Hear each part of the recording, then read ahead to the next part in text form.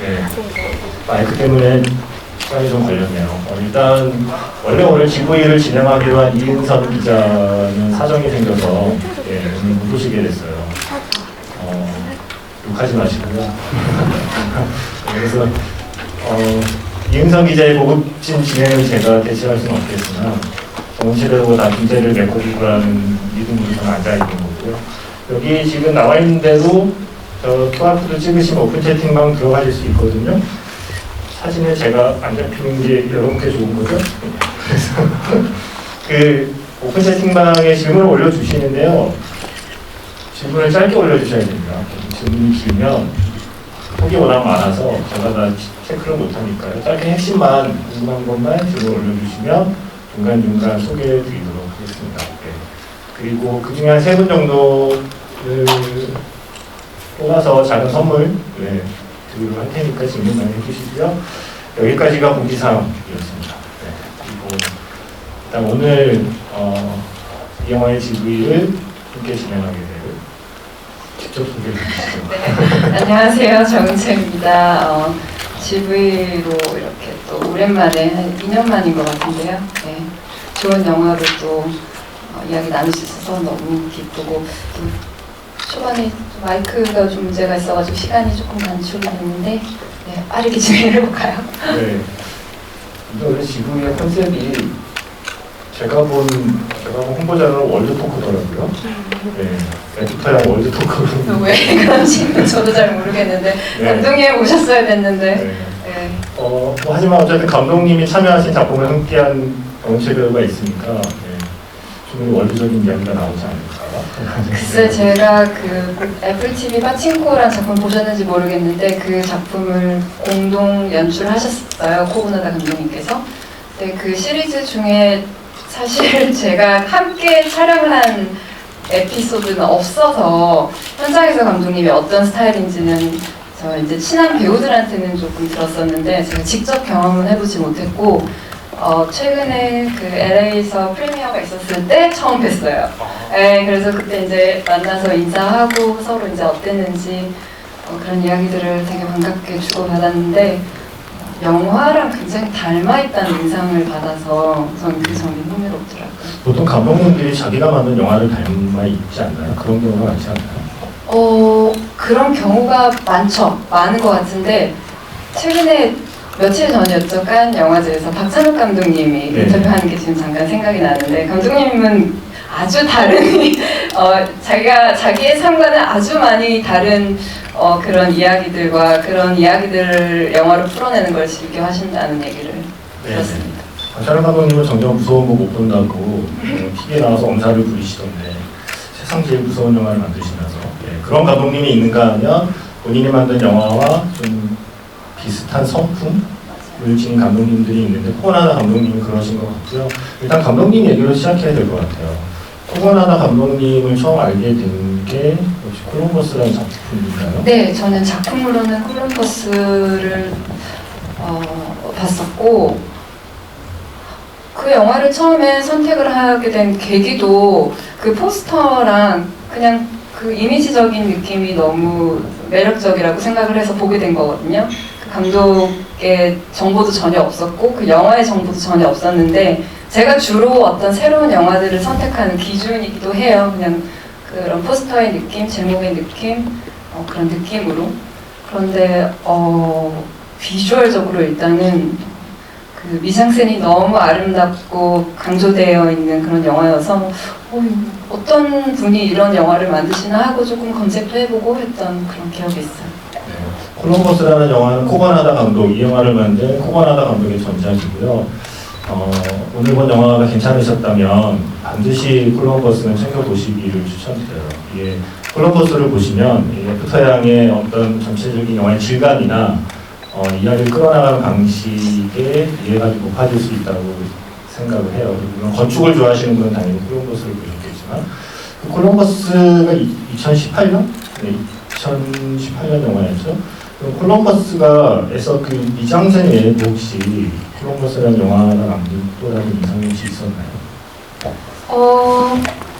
그 존 조라는 주연 남자 배우와 이번 영화에도 또 등장하는 그 금발의 아름다운 아가씨로 등장하는 여배우의 두 사람의 이야기죠. 근데 그 건축과 그 인물이 함께 이렇게 교감하고 어우러지는 그런 느낌이 생소하기도 하고, 아, 이렇게 공간이 주는 어떤 이야기들이 강렬하구나, 이런 느낌으로 봤었던 것 같아요. 코고나다 감독의 비디오 에세이들도 혹시 유튜브에서 보셨나요? 네, 본 적 있어요. 네. 재밌죠. 네, 그래서 워낙 그 비디오 에세이스트라는 그것도 그런 직업이 있구나라는 것도, 그 직업을 칭하는 게 있구나라는 것도 사실 처음 알았던 것 같은데, 이야기를 일단 영상으로 풀어낸다는 의미에서 역시나 그 감독님의 연출 방식이 그쪽으로 좀 강점이 있는 게 아닌가. 그래서 오늘 애프터양도 보시면은 아마 느끼셨을 것 같은데, 모든 샷들과 그 씬들이 굉장히 정서적이고, 예, 이야기를 강렬하게 담고 있다는 그 매력이 있는 것 같아요. 지금 배우님께서 말씀하신 그 비디오 에세이들은 유튜브에서 볼 수 있어요. 코고나다의 비디오 에세이들 검색하시면 쭉 나와요. 이 감독이 장편 영화, 스토리가 있는 영화를 만들기 전에 분량이 짧은 비디오 에세이들을 만들던 비디오 에세이스트인데 그게 사실은 우리가 영화에 대해 조금 전문적인 걸 알고 싶을 때 책들을 많이 보잖아요. 평론가나 어떤 전문가들이 쓴 책을 보는데 저에게도 사실 어렵게 느껴지거나 지루하게 느껴질 수 있는 접근법들이 있거든요. 그거를 사실 영화라는 걸 활자로 표현했을 때 그걸 잘 전달하는 게 또 쉬운 것만은 아닌데, 제가 봤던 영화 전문 책보다도 훨씬 더 핵심적인 이야기들 한 4분, 5분 정도 되는 분량으로 짧게 만든 것들이 있어요. 코고나다 감독의. 그 중에서 이 영화하고 콜럼버스를 보실 때 가장 도움이 되실 건 오지 야스지로 감독의 작품들에 나오는 복도. 그러니까 오지 야스지로 감독 영화의 복도들만 모아서 만든 비디오 에세이가 있거든요. 그 비디오 에세이, 코고나다 감독의 비디오 에세이를 보시면 아, 이 영화를 왜 이렇게 찍었구나 라는 걸 알 수 있습니다. 그러니까 사실 영화라는 게 평면이잖아요. 스크린의 평면인데 이 평면의 영화를 보는데 입체감을 우리가 느끼게 되는 순간이 있잖아요. 이 영화를 나중에 혹시 다시 보시게 되면 차근차근 장면을 보시면 모든 영화에 깊이감이 있어요. 모든 장면에. 그러니까 그냥 한 사람을 찍는 게 아니라 그 사람과 카메라 사이에 다른 걸 설치하죠. 문을 하나 놓거나 창문을 하나 놓거나 벽을 하나 세우거나, 그래서 이 화면 안에 깊이감을 만드는 연출이 오지 야스지로의 그 복도를 연출하는 그 성감을 얻은 게 비디오 에세이에 나오거든요. 그래서 그런 식으로 이 코고나다 감독은 자기가 존경하는 선배 감독들의 그 작품들의 스타일들을 시각적으로 동원해서 자기 이야기를 풀어가고 있습니다. 그래서 그러면 혹시 파친코라는 작품을 선택하실 때도 코고나다라는 이름이 약간의 영향을 끼치기도 한 걸까요? 사실 그 작품이 프로덕션 기간부터 시작을 해서 오디션에 참가를 하고 또 프리 프로덕션이라고 하죠. 촬영이 들어가기 전 기간에 굉장히 비밀스러운 배우조차도 알 수 없는 지점들이 되게 많았는데, 거기서 역시나 연출을 누가 하는지도 아주 뒤늦게 알게 돼서 합류하게 되었다는 소식 그 이후에 알게 되었어요. 감독님 연출한다는 이야기를. 그래서 일단 이 영화로 넘어봅시다. 네. 이 영화 어떠셨어요? 너무 광범위한 질문이지만 일단 광범위한 대답부터 시작해서 혹시 좋나요? 네, 저는 그 애프터양이라는 영화가 이제 개봉을 앞두고 있고 이 GV의 초대를 받게 되었을 때 영화를 사실 그때는 바로 보진 않았었거든요. 영화 보지 않고 일단 코고나다 감독님의 영화라는 이야기를 듣고, 그리고 이인성 기자님께서 제가 애정하는 기자님께서 진행을 한다는 이야기를 듣고, 그러면은 오랜만에 또 많은 분들을 가까이서 볼 수 있으니까 하겠다 하고 이제 영화를 봤는데 영화가 너무 좋은 거예요. 콜럼버스에서도 굉장히 인상적이었던 지점들이 많았는데 거기서 조금 더 변화라기보다 좀 진화했다라는 느낌을 제가 많이 받았고, 그리고 저는 사실 사이언스 픽션이라는 그 장르에 조금 가까운 인물은 못 되거든요. 좀 어려워하고 아날로그적인 사람이라 제가 느끼기에 제 스스로는. 근데 영화를 굳이 장르로 표현을 하자면은 휴머니즘을 가미한 SF 영화로 구분이 될 수 있을 것 같은데, 우리가 흔히 좀 봐왔던 SF물에서 볼 수 있었던 그런 메탈릭한 느낌이나 이런 정신없는 그 시스템 안에서 그 인물들이 좀 우왕좌왕하고 그런 이야기라기보다 굉장히 현실에 기반하고 있다는 점이, 그래서 훨씬 공감을 조금 더 할 수 있는 지점들이 저는 좋았던 것 같아요, 영화에서. 방금 배우님이 말씀하신 것처럼 오히려 반대로 흔히 말하는 SF 장르를 좋아하는 분들께는 굉장히 당황스러운 영화일 수도 있거든요. 감독이 그런 표현을 했는데 이거는 일반적인 티피컬한 SF가 아니다라고 애초에 본인이 선언을 하고 있어요. 그 본인도 이 영화를 만들면서 SF의 일상적인 톤이 있죠. 막 방금 말씀하신 메탈, 글래스, 유리, 그다음에 하늘을 떠다니는 자동차, 또 이런 식의 좀 흔한 SF의 풍경이 아닌 자신만의 SF적인 그 그림을 그려내고 싶다고 그랬고, 그래서 일단 콜럼버스를 만든 감독답게 확실히 공간에 대한 이해나 공간에 대한 상상력이 굉장히 뛰어나다고 생각했어요. 이 사람이 생각하는 어떤 그 미래에는 우리가 한 20년 전에 상상하던 SF의 미래는 방금 말한 메탈이나 유리, 하늘을 떠다니는 자동차였다면, 이 사람이 지금 시점에서 상상하는 미래는 오히려 반대를 생각하는 거죠. 나무가 중심이 된 인테리어 디자인으로 나무의 질감을 SF에 살린 게 이 홍하나다 감독만 해도 새로운 스타일이 아닐까라는 생각이 들었어요. 이 특이한 이 구조의 가족에 등장하는 그 양이라는 안드로이드 인간으로 칭해지는 그 양의 기억을 오히려 과거를 쫓는 그 로봇의 과거를 쫓아가는 이야기로 넘어가면서부터 이 이야기가 조금 특별하게 시작이 되는구나라는 점을 느꼈어요. 그 메모리 장치를 열었을 때 시각적인 이미지도 굉장히 흥미롭잖아요. 네. 그거야말로 SF 같지 않나요? 인터스텔라 같지 않나요? 이제서야 조금 뭔가 SF다운 코드가 등장하나 이런 생각도 하면서 약간 웃었던 기억도 있는데, 그 제이크, 콜린 파렐이 연기한 제이크가 이제 처음 그 양의 과거를 엿보게 되는 그 순간에 저는 그 방식이 굉장히 흥미로웠거든요. 그러니까 굉장히 클래식한, 누가 보면 그냥 선글라스 같은 거를 그냥 착용을 하고 1년 번호나 시작, 반복 이런 식으로 그냥 나의 목소리로 읊는 아주 단순한 과정을 통해서 한 사람의 어떤 역사를 엿볼 수 있다라는 그런 포인트들이 이 감독님이 표현하고자 하는 그런 굉장히 심플하고 단순한 그런 방식이라 되게 재밌었던 것 같아요. 그러니까 이게 약간 예전에 감독님들이 좀 머쓱해지는 시대로 온 것 같아요. 예전에는 시간여행 영화 보면 타임머신 만드는데 굉장히 공을 들이잖아요, 영화에서. 어떻게 하면 이 타임머신 시간여행 설정을 관객을 납득시킬까를 고민하면서 자동차를 굴려보기도 하고, 근데 그걸 다 한 방에 날려보니까 어바웃 타임이잖아요. 옷장에서 주먹 쥐는 걸로 다 끝내버리는. 그래서 예전 같으면 그 관객을 납득시켜야 한다는 어떤 부담감에 어떤 그 과정에 좀 집중했던 영화들이 이제는 그건 그렇다 치고 관객과의 약속이니까 관객도 그 정도는 이해해 줄 테니까 그 다음이 더 중요하다는 그 영화를 만들어지는 시대가 된 것 같아요. 이 영화 역시 사실 일반적인 상업 영화라면 저 기억을 열었을 때 이런 기억이 나오면 안 되잖아요. 무시무시한 알 수 없는 행각들이 드러나야 되는 건데, 살인사건을 목격하거나 어떤 정부의 비밀을 엿보거나 이러면서 일단 정보기관에 총 들고 이 집에 한번 와야죠. 그래서 그들이 쏜 총에 유리가 깨지는 순간을 위해서 이 집을 처음부터 유리를 지었구나 하는 걸 깨닫는 장면들이 나와야 되는데 그게 일반적인 상업영화인데 이 감독은 애초에 그런 거에 관심이 없었던 거죠.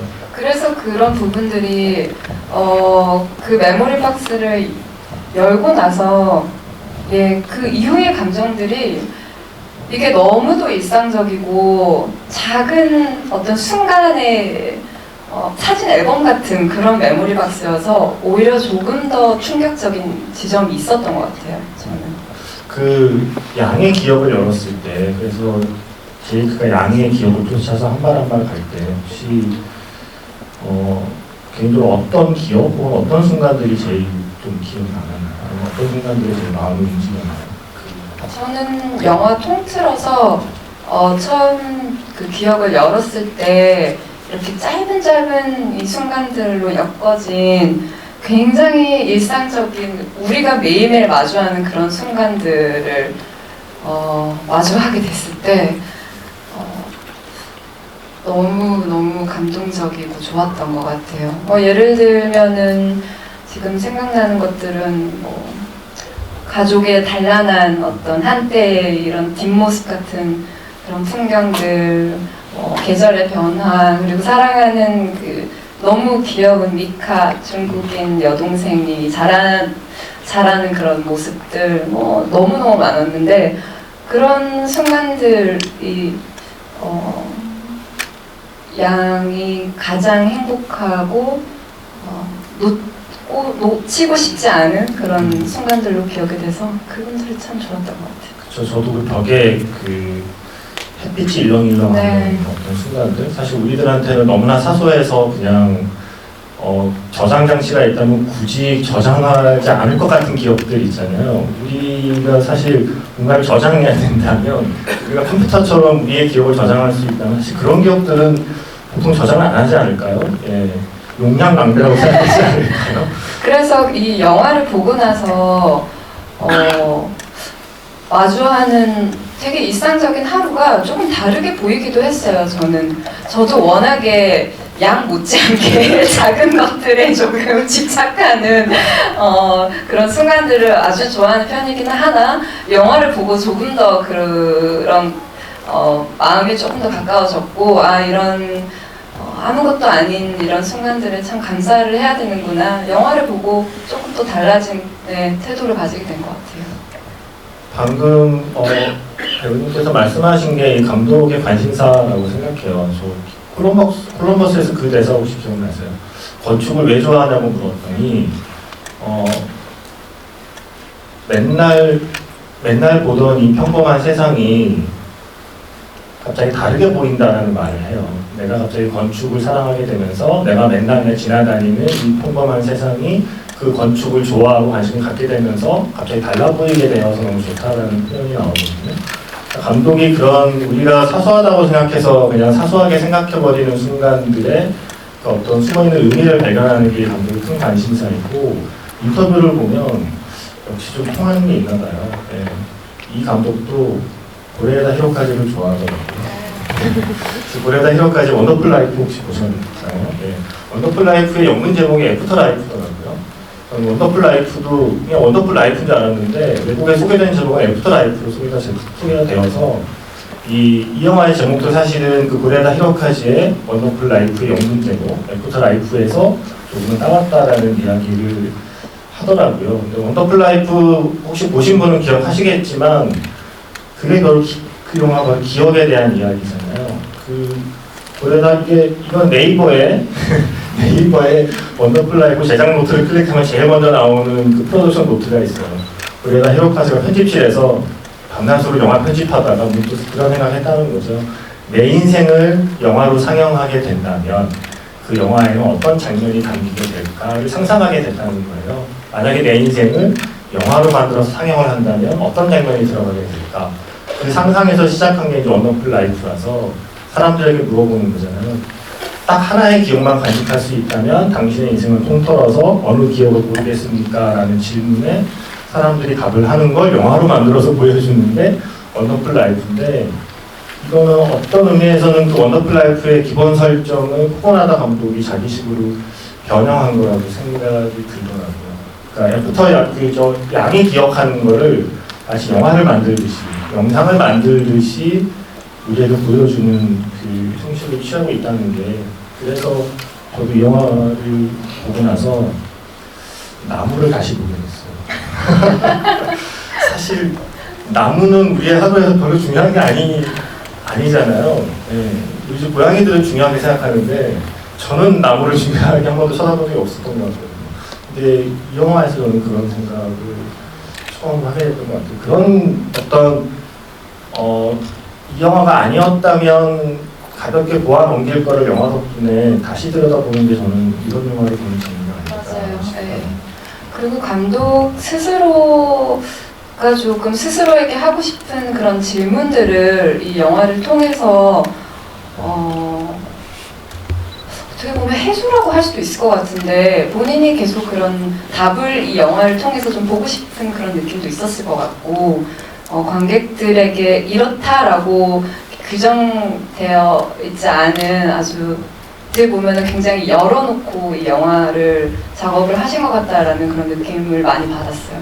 그리고 배우들의 인터뷰를 찾아보는 게 굉장히 재밌었는데 이 제작 기간이 거의 한 달째가 되지 않았더라고요. 그렇게 짧은 시간에도 이렇게 훌륭한 영화를 물론 그렇게 만드는 감독님들이 많으시지만 또 한 번 이거는 어떤 시간의 문제가 아니고 얼마나 이 온 마음을 다하고 내 것처럼 무언가를 이렇게 만들어내는 게 중요하구나 이런 생각을 또 했고 배우들의 인터뷰가 너무 재밌었던 게 이 영화를 촬영을 하면서 어떤 새로운 에너지를 굉장히 얻은 그런 느낌이었어요. 너무 행복했던 그런 시간들 그리고 촬영이 그 집이 아주 주요된 장소였는데 그 집의 바로 옆집에서 숙박을 하며 네, 정말 가족처럼 지냈대요. 한 달 내내 각자의 방도 있고 매일 아침에 모여서 밥을 먹고 오늘은 뭐 이렇게 찍고 저렇게 찍고 이런 얘기들 하면서 다 같이 옆집으로 이동을 해서 촬영이 이렇게 그냥 하루의 일과처럼 되게 자연스럽게 시작과 끝이 영화가 끝날 때까지 그렇게 진행이 됐다고 하더라고요. 그래서 모두가 좀 새로운 경험이었고 그게 어떤 꿈의 순간처럼 그렇게 느껴졌다고 재밌었어요. 이 영화는 단순한 오픈 세트는 아니고 실제로 있는 집을 섭외해서 개조해서 누가 제가 집이 있다면 이렇게 고쳐주면 얼마나 좋을까 라는 생각을 하면서 약간 부러운 마음으로 보기도 했고 마당에 없던 나무도 이 영화사에서 심어주고 그래서 집주인 얼마나 좋을까 그 나무가 그대로 유지가 되고 있다고 하더라고요. 그래서 이 영화 덕분에 그 집주인은 구해줘 홈즈에 나올 듯한 멋진 집한채를 갖게 된 거고요. 그리고 사실 이게 감독의 어떤 역사를 아는 게 영화를 보는데 꼭 도움이 되는 건 아니겠지만 이 작품 경우에는 어느 정도 도움이 될 거라고 생각해요. 코고나다 감독은 한국계이시고 한국에서 태어나서 미국에 가서 성장한 감독이거든요. 코고나다는 예명이고요. 모다코고라고 하는 오지아스지로 감독과 함께 일한 각본가의 이름을 바꿔서 자기 예명으로 쓴 거예요. 코고나다라고. 그래서 한국분이십니다.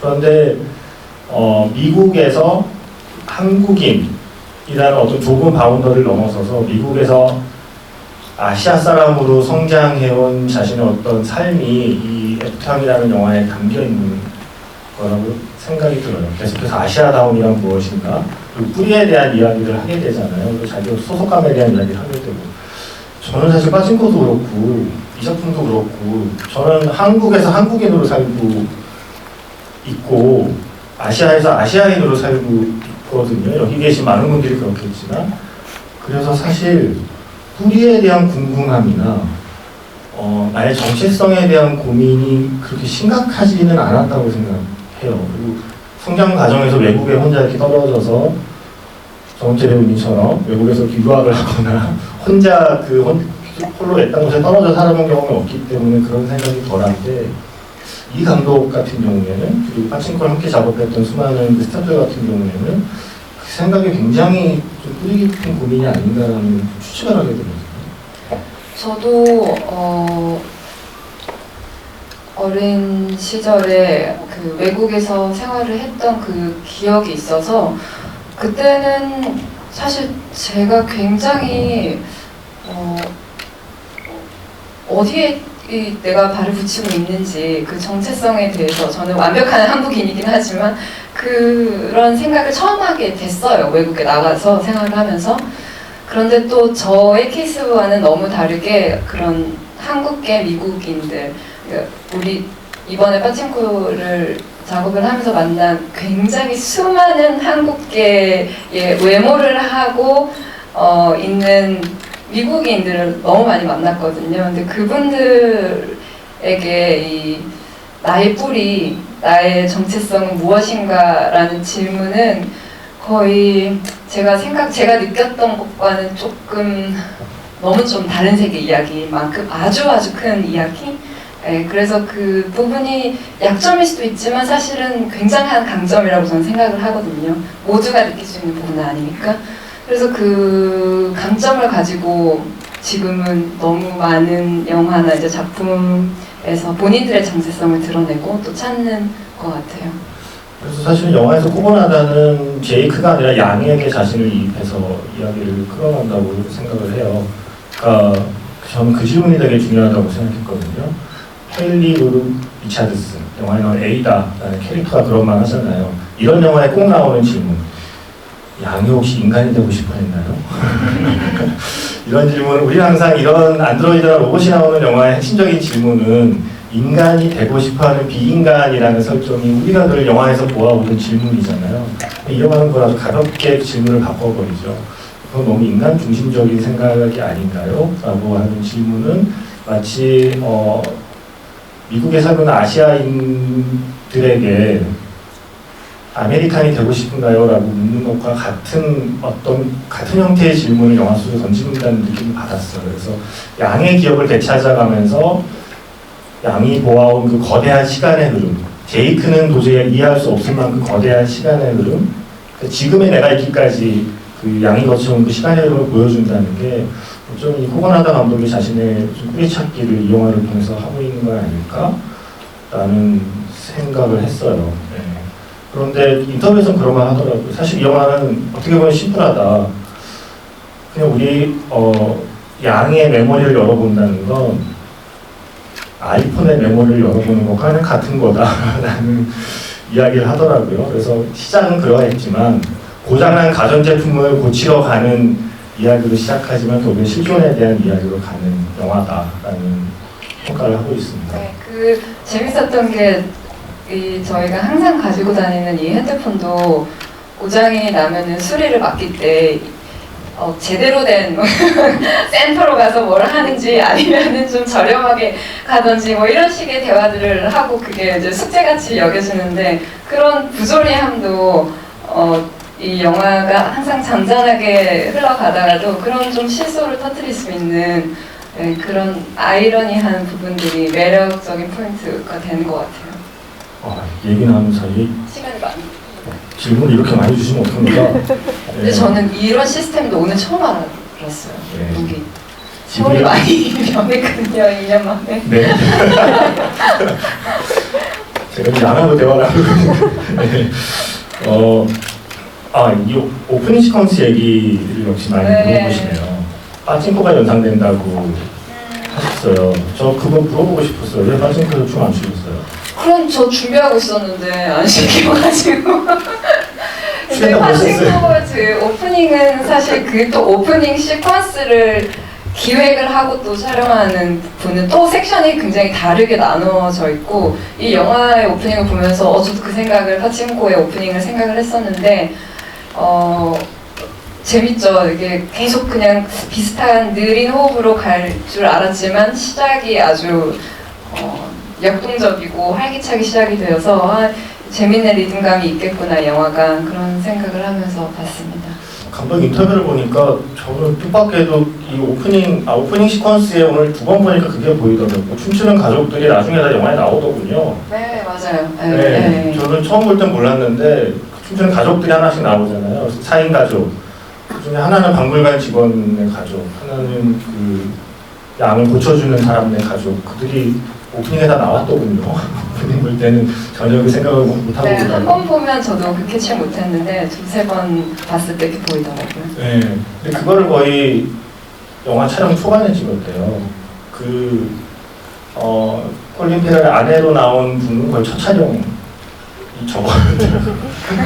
몸풀기 괜찮았죠? 그런 거예요? 당황스럽지 않을까요? 배우 입장에서 가자마자 저거 해야 되는. 사실 그런 건 있어요. 어려운 장면들을 처음 촬영하게 되면 첫 촬영을 하게 되면 좀 긴장도 되고 하긴 하는데 그 턱을 한번 이렇게 넘고 나면 다음 촬영이 조금 더 수월하게 풀리는 경우들이 있는데 그 장면이 첫 촬영이었으면은 재밌었을 것 같아요. 그래서 이 영화에 사실 수많은 레퍼런스와 또 수많은 레이어드가 있죠. 근데 정답이 있는 게 아니라 보는 사람에 따라 레퍼런스와 레이어드의 수는 달라질 거고 감독이 생각한 것도 있고 아닌 것도 있고요. 그 오프닝 장면에 대한 감독의 설명은 뜻밖에도 오지 아스지로를 감독이에요. 오지 아스지로의 저는 아직 못 봤지만 소여름이라는 영화의 오프닝을 이야기하면서 오지 아스지로의 소여름을 보면 그 어떤 가족의 일상을 묘사하는 게 늘 가족이 매일 아침을 먹고 그저 똑같은 자리에서 거의 비슷한 메뉴로 같은 자세로 우리 대부분 그렇지 않나요? 지금은 이제 그 성인이 돼서 뭐 따로 나와서 하면 그런 경험이 덜하지만 어릴 때 집에 보면 사실 늘 비슷한 자리, 자기 정해진 자리가 있고 늘 비슷한 시간에 비슷한 각도로 가족이 둘러앉아서 약간 의식을 치르듯이 식사를 하게 되죠. 그래서 그 초여름의 오프닝에서 그렇게 아침을 먹던 가족이 2부에 서서히 이제 균열이 되어가는 걸 보여주는 영화였는데요.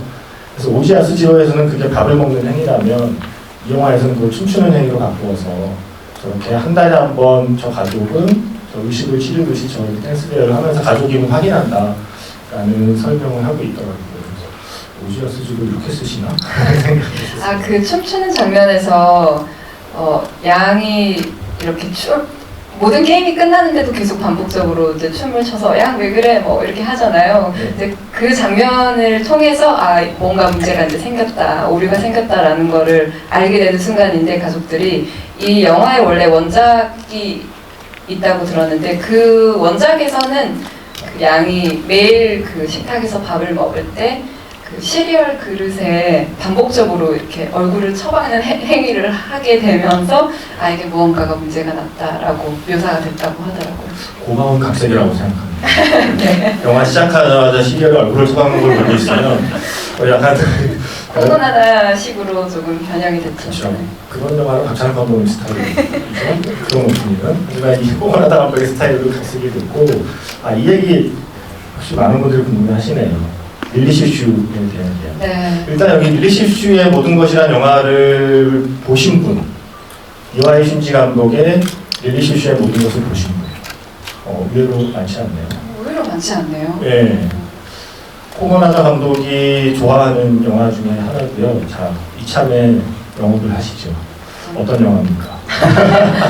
릴리 슈슈의 모든 것을 좋아하는 관객의 한 사람으로서 아직 보지 않은 사람이 이렇게 많은데 자, 어떻게 영업을 하시겠습니까? 릴리 슈슈의 모든 것이란 영화는 이와이 슌지 감독님의 아주 예전 초기작이라고 볼 수 있는 작품인데 이와이 슌지 감독님은 많이들 들어보셨을 거예요. 러브레터 같은 아주 서정적인 영화를 만드셨고 그 한참 전에는 사실 훨씬 다크한 영화들을 많이 만드셨는데 그래서 보통 이렇게 화이트 이와이, 블랙 이와이라는 말로 표현을 했었죠. 어느 쪽이세요? 솔직히 본성은 화이트 이와이지만 밖에 나가서는 블랙 이와이를 좋아한다고 말합니다. 네네. 저는 완전 블랙 쪽인데. 그런가요? 네.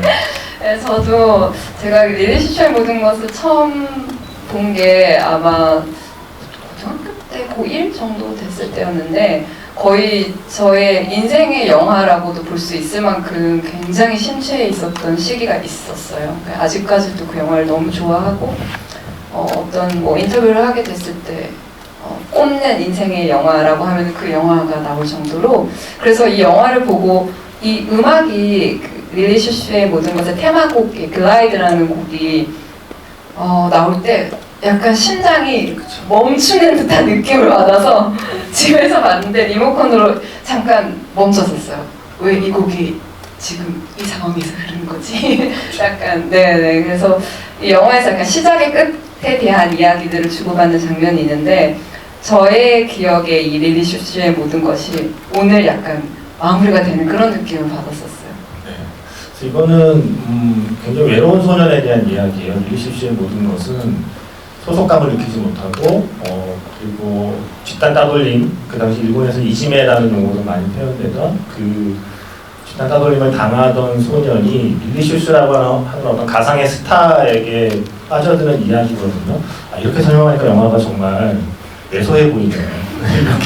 이렇게 뭔가 앙상한 이야기를 하고 있는 영화가 아닌데. 근데 그 영화에 흐르는 모든 영상과 음악과 그 배경이 정말 완벽하게 어우러져서 완전한 어떤 작품을 보는 듯한 그런 느낌을 어두운 저의 어린 시절에 그 영화에 굉장히 매료되었던 그 포인트였어요. 네, 배우님께 생각하시는 그 어두운 어린 시절이 코고나다 감독에게도 있었나 봐요. 감독도 뭔가 그 비슷한 시기에 이 영화를 굉장히 좋아했고 그래서 그 영화의 그 노래를 이제 썼다고 표현을 하고 있는데 여기 주신 질문은 그래서 릴리 슈시의 옷을 입은 양의 거울을 보고 무슨 생각을 했을까? 사실 그게 영화에는 그 답이 나오지 않잖아요. 거울을 보고 마지막에 희미하게 우슬락말락하는 순간에 끝나는 영상을 영화에서는 보여줄 뿐 그때 양이 무슨 생각을 했는지는 영화를 본 우리가 상상해야 되는 거잖아요. 그래서 그 상상을 물어보셨어요. 그 양은 거울을 보면서 릴리슈스의 그 글자가 새겨진 티를 입고 무슨 생각을 했을까? 무슨 생각을 했을까로 생각을 저는 해보지는 않았는데 어떻게 보면은 그 거울을 보는 행위가 인간에게 절대적인 어떤 행위잖아요. 우리가 매일매일 마주하는 어떤 한순간. 근데 그걸 이제 양이 좀 인간다운 그런 느낌이라고 해야 되나요? 그런 순간인 것 같아요. 자기 자신을 마주하고 어떤 생각을 하는지는 잘 모르겠는데 그냥 내가 이렇게 현실에 서 있어 내 자신을 좀 바라보는 그런 장면으로 기억돼요. 저는 나의 릴리슈스는 누구일까? 나의 릴리슈스는 어디 있을까라는 생각 정도를 할 거라는 1차원적인 상상을 해봤어요. 이 릴리슈스의 모든 것이라는 영화는 결국 그 소년이 또 말로 설명하면 되게 이야기가 앙상해지는데 마음 둘 곳이 없던 소년이 자기 마음 둘 곳을 찾은 게 릴리슈시라는 스타인 거거든요. 쉽게 말씀드리면. 그렇다면 어쩌면 이 애프터형의 양 역시 분명히 자기가 가족에 소속이 되어 있긴 하지만 누가 봐도 가족의 일원으로 겉으로 보기엔 소속이 되어 있지만 진짜 그 가족의 일원이라는 소속감은 어쩌면 영원히 가지 못할 그 존재인 거잖아요. 그런 양이 나의 릴리슈슈는 어디 있을까? 그런데 약간 찾은 듯한 마지막에 네, 표정이 마지막 표정은 아주 담담하지만 조금 개운한 듯한 그런 기분 좋은 미소를 띠고 있었죠. 그게 아마 헤일리로 리차르슨 연기한 에이다의 존재가 그 살짝 벌린 미소에 숨겨져 있는 건 아닐까라는 상상을 했었고 이제 결국 저는 감독 이야기를 이 자리에 없는 감독 이야기를 대신 전하는 역할을 해야 되니까요.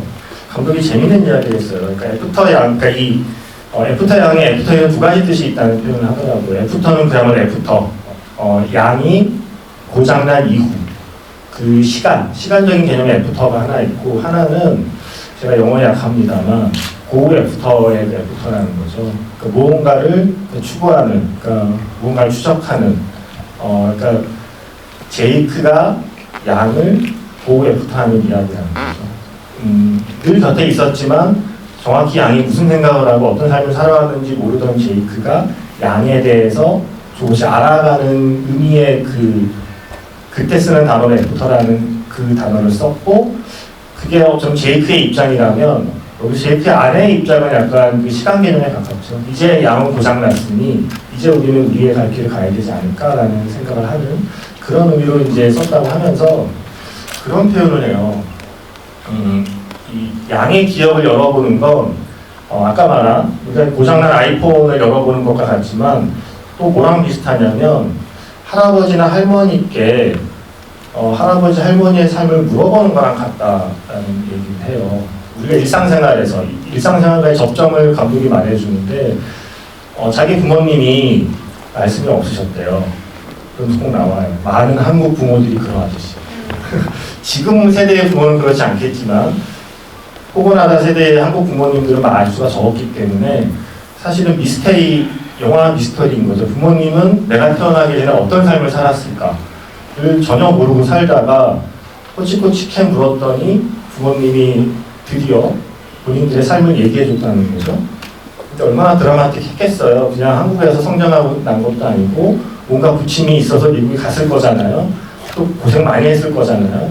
그 많은 이야기를 이제 다 커서 갑자기 들었는데 마치 제이크가 양의 기억을 뒤늦게 그 거대한 기억을 알게 되는 것처럼 내가 전혀 몰랐던 부모님의 이야기를 뒤늦게 한꺼번에 알게 되었을 때 뭔가 거대한 우주를 만나는 것 같았다라는 그 감독의 느낌이 이 SF 장르 속에도 담겨 있다는 얘기를 하더라고요. 예.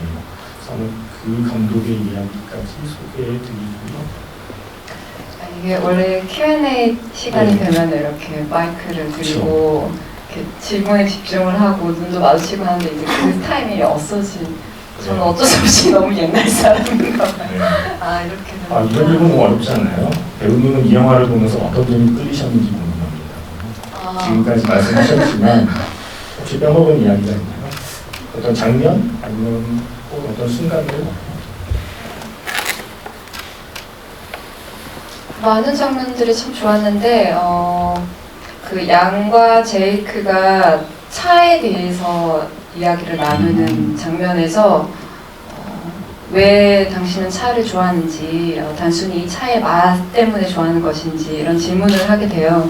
네, 제이크가 단순히 그 맛이라기보다는 차 잎이 나고 내가 차를 마시기까지의 그 모든 과정을 묘사를 하면서 그 과정을 좀 음미하게 되었다. 그래서 내가 차를 좋아하게 되었다라는 이야기를 하게 되는데 그것이 감독의 어떤 시선으로 봤을 때 그 아까 말씀하신 그 역사, 그 부모님의 어떤 살아온 그런 이야기를 나중에 좀 알게 되고 생각을 하게 된 것처럼 이 영화를 통해서 그 어떤 결과물이나 결론적인 이야기라 거기에 어떤 초점이 맞춰지기보다는 거기까지 가는 데에 우리의 여정에 조금 더 초점이 맞춰져 있는 게 아닌가 조금 음미해보자 이런 신이었던 것 같고 그것이 이 영화의 어떻게 보면 주된 메시지 같은 게 아닐까 생각해봅니다. 네. 자기 영화에 대한 어떤 항변 같다고 생각이 들었어요. 네. 내 영화는 그 결말이 뭐야, 메시지가 뭐야 라는 질문보다는 이 이야기 전체에 흘러가는 과정을 보여주는 게 나한테는 중요했다라는 이야기처럼 들렸고요. 이 질문 어떨까요? 양의 기억 대부분이 양이 무언가를 하는 것보다 가만히 지켜보는 경우가 많은 이유가 따로 있을까요? 라는 질문을 했어요. 어떻게 생각하세요? 제가 느끼기에는 일단 양은 자기의 임무에 굉장히 충실한 로봇이잖아요. 네. 그 로봇의 기능을 잘 해야 하는 것이 본인의 어떤 살아가는 이유일 것 같고, 그 여동생의 오빠로 어떻게 보면 채용이 된 건데 그 포지션에서 자기의 역할은 이 아이의 뿌리를 알게끔 해주고 외롭지 않게끔 같은 외모로서 그렇게 옆에서 보살핌을 하고 이렇게 존재한다는 거에 제일 중요한 어떤 직업정신이라고 할 수도 있을 것 같고 본인이 그 모든 그 시간들을 그 에너지에 투영이 되는 것 같아요. 그래서 아마도 이렇게 계속 지켜봐주고 보살펴주는 그 시선이 본인의 이야기를 쏟아내기보다는 어떻게 보면 제 3자의 입장에서 보는 그 시선이 담긴 것 같아요. 이 질문들을 많이 해주셨어요. 영화에서 양의 기억을 다시 볼 때요. 대사가 같은 대사가 반복된다거나 같은 화면을 두 번 보여준다거나 이런 식의 연출이 있잖아요. 마치 버퍼링이 일어나듯이 보이는 순간도 있고 아니면 반복 재생을 하는 것처럼 나오는 순간도 있고 그런 연출은 왜 했다고 생각하냐라는 질문이 많이 있었습니다. 저는 그 더블링 되는 보이스도 너무 재밌었던 것 같고 같은 장면을 왜 계속 반복적으로 보여주며 같은 대사를 이어서 이렇게 보여주는지에 대해서도 생각을 해봤는데 결국 어떤 한순간을 함께 존재할 때 양의 시선, 그러니까 양의 기억으로 한 장면을 보여준다고 생각하고 바로 이어서는 그 나머지 인간들의 시선으로 이 순간을 기억한다는 의미에서 아마 이렇게 반복적으로 재생이 되지 않았나 싶어요. 네, 저도 사실 대부분의 장면은 그렇게 이해를 했거든요. 네. 뭐 장면 일일이 다 저도 일일이 그 차이를 뜯어보진 않았지만 이게 약간 처음에는 분명하게 반복, 뭐 재생, 뭐 이런 단어 명령어가 정확하게 들리다가 양의 기억을 차츰차츰 따라가면서 전개가 되면서는 이게 좀 모호해져요. 이게 콜린 페럴의 명령어인지 아닌지가 모호해지고 어쩌면 양의 기억을 확인한 뒤에 나도 기억하고 있는 어떤 순간을 양의 시선의 기억을 확인한 뒤에 그 기억을 자기가 다시 한번 떠올려 보는 것 같은 연출처럼 보이기도 했어요. 그 양이 본 거를 계속 머릿속에 떠올리면서 그때는 이런 말을 했었지? 라고 약간 양의 기억으로 자기 기억을 다시 한번 환기하는 느낌의 연출 같다고도 저는 느꼈었고요. 이런 질문도 있어요. 질문이라기보다 그녀라는 영화도 떠오르는 영화 같았다고. 그래서 혹시 배우님 생각 어떠셨는지 덧붙여서 혹시 좀 다른 레퍼런스 아니면 이 영화 때문에 또 생각나는 다른 영화들 이런 것들이 있을까요?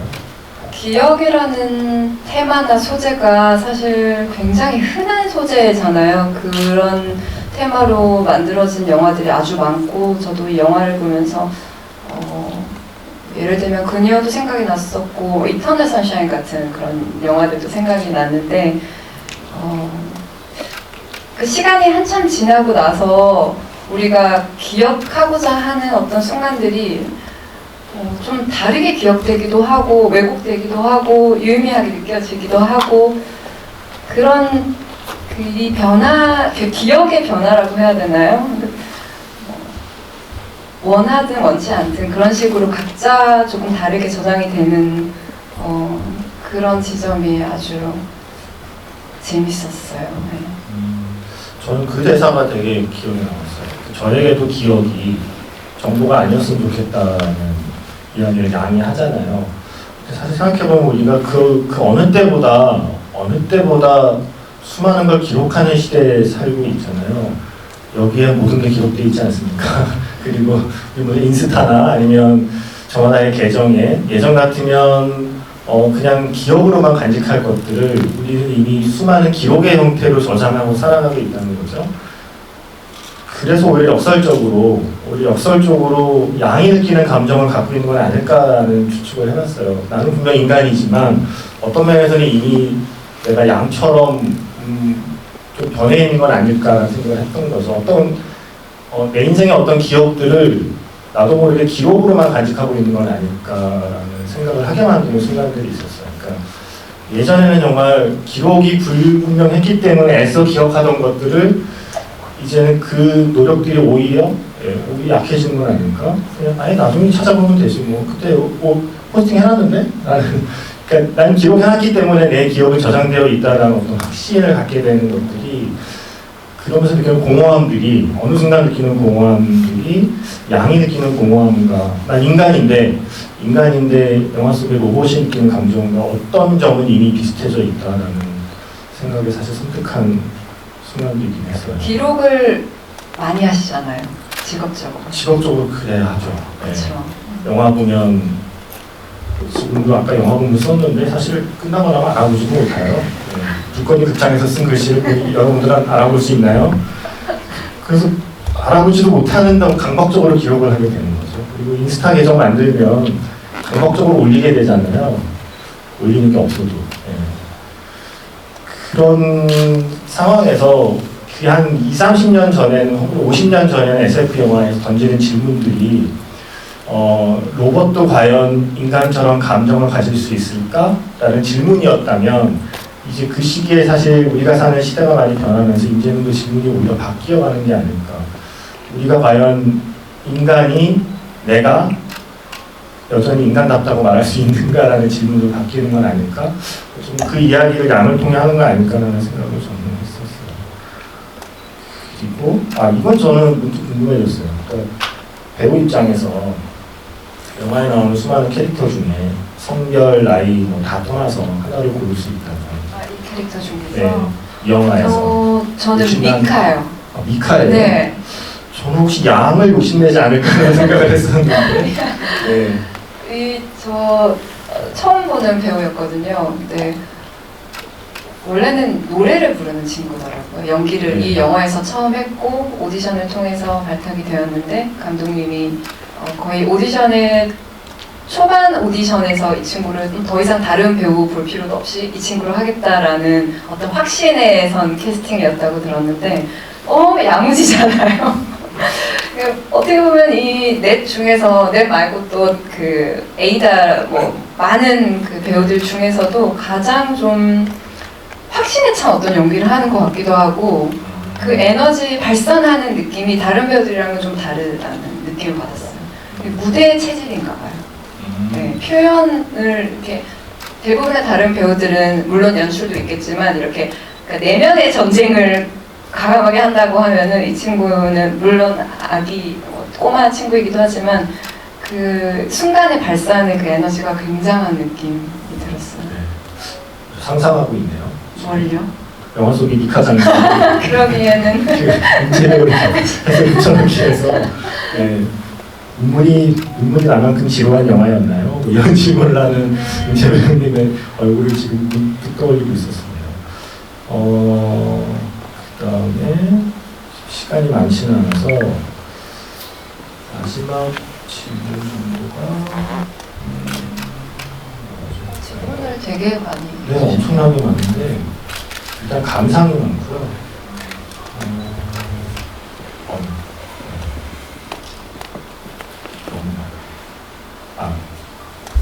이재문 씨다. 네. 딱 하나만 기억해야 한다면 어떤 기억을 간직하고 싶은가요? 아니면 혹시 양처럼 나의 메모리를 누군가 열어볼 수 있다면 이런 질문을 바꿀 수 있을 것 같아요. 양처럼 내 안에도 뭔가 메모리가 있고 내가 뭐 세상을 떠난 뒤에든 아니면 언제든 누군가 나의 기억을 열어볼 수 있다면 누군가 열어봐줬으면 하는 기억 혹시 있을까요? 지금 이 제이크는 사실 수많은 양의 기억 중에 그가 열어본 일부를 우리가 같이 보았을 뿐이잖아요. 물론 그렇지 못한 기억도 많겠지만 그러니까 물론 대부분은 보지 않았으면 싶은 기억들이겠죠. 되도록이면 열지 않았으면 하는 마음이 아예 열리는 게 싫겠죠. 하지만 만약에 열리게 된다면 그래도 누군가 그 안에서 이 기억은 발견해 주었으면 그건 좋을 것 같다? 아니면 혹시 있을까요? 그러니까 제가 어떤 다른 타인의 삶을 엿볼 수 있는 기회가 있다라고 생각을 한다면 바꿔서 얘기해서 그렇다면은 이 사람의 아주 과거의 어린 시절 혼자 있는 어떤 순간들을 조금 궁금해할 것 같거든요. 네. 혼자서 어떤 시간들을 보내는 그 모습들을. 사실 내가 어떤 사람을 알고 있는데 내가 그 사람을 알기 전이 사실 궁금한 게 그렇죠. 그렇죠. 네, 그럼요. 지금까지의 이 모습이 오기까지의 이 사람의 네. 어떤 절대적인 그런 순간들이 있어요. 네. 영향을 주는 그런 순간들이 궁금할 것 같아요. 절대 들키고 싶지 않네요. 건강해야 돼요. 좀 부끄러운 기억들이라. 근데 그 말이 생각이 나요. 그러니까 그 감독이 그 얘기 했거든요. 그러니까 부모님의 그 얘기를 하면서 여기서 그 얘기 하잖아요. 양이 누군가를 좋아할 수 있다는 상상을 못 해봤다라는 이제 이야기가 나오잖아요. 양이 누군가를 사랑할 수 있다. 로봇이 누군가를 좋아할 수 있다는 상상을 못 했다가 양도 누군가를 좋아했구나라는 사실을 알고 몰라는 이 제이크의 설정이 아까도 다시 말했지만 감독이 부모님과의 대화를 나눴을 때 느낀 약간 놀라움 같은 거였다는 거죠. 사실 우리 모두 부모님의 사랑의 결과로 이 세상에 태어났지만 그걸 상상하지 않지 않습니까?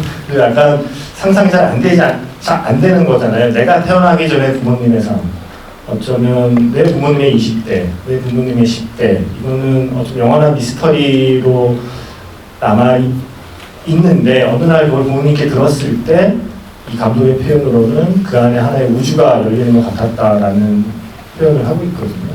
그래서 이 감독이 그래서 영화 속에서 우주로 표현했다고 해요. 우리 모두 만약에 실제 휴먼의 메모리를 열 수 있다면 우리 모두 각자 그 안에는 하나의 월드 혹은 하나의 유니버스가 들어있을 것 같다. 하나의 갤럭시가 들어있을 것 같다는 생각에 영화에서 그런 우주적인 이미지를 썼다라는 얘기를 하고 있더라고요. 시간이 이제 시간이 거의 다 끝나서 질문해 주신 분들 중에서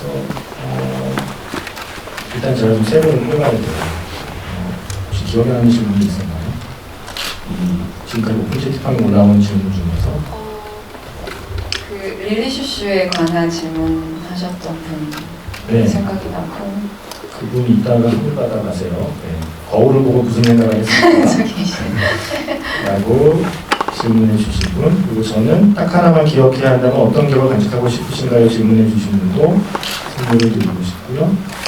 그 다음에 그 선물이 저스틴 네. 민의 사인이 있는 포스터 맞아요? 네, 영화 속에 나오는 양, 영화 속에 나오는 양을 연기한 배우의 사인이 있는 포스터를 준비했고요.